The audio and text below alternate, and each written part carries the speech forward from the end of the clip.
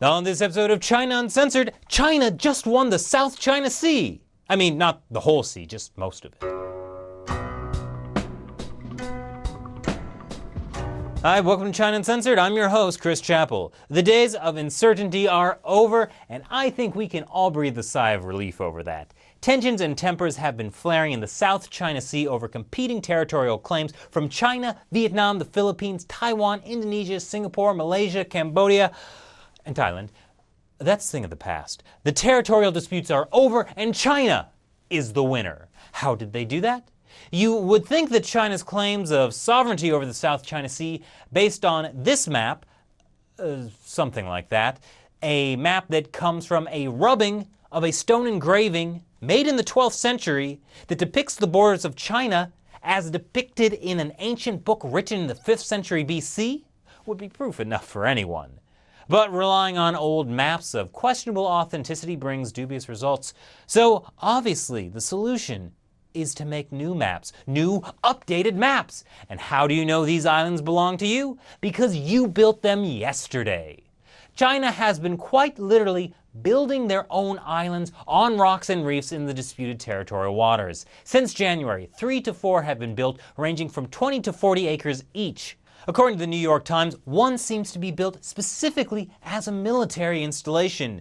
It's the same strategy China seems to be favoring in the space race, with construction of their very own small moons. Wait a minute, that's no moon. The crux of the matter is the United Nations Convention on the Law of the Sea. It says that up to 200 nautical miles from a country's coastline is designated an exclusive economic zone. Within those 200 miles, you can explore and exploit the natural resources as much as you'd like.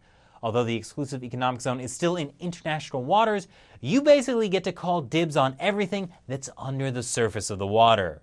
So, you know what could be considered part of a country's coastline? Any islands they own.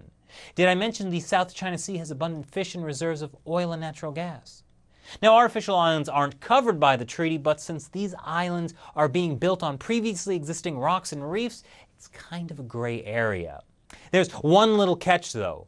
Also, according to the UN, the basic definition of an island is that it can support human life and economic activity. Damn that meddling UN! Who's in charge of that thing anyway? Oh, that's right. Increasingly China. But this is why China has been pumping millions of dollars into Yongxing Island, which is part of the Paracel Islands.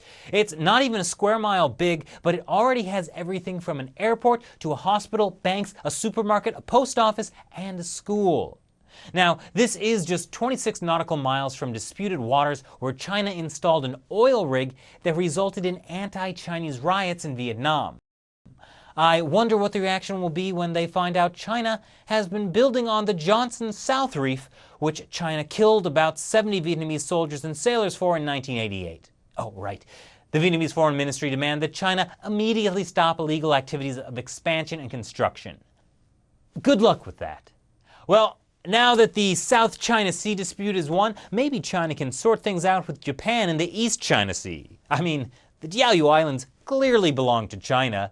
They were, after all, mentioned in a 600-year-old Chinese book of sailing directions. If that doesn't count as ownership, I don't know what does. Thanks for watching this episode of China Uncensored. Once again, I'm Chris Chappell. See you next time.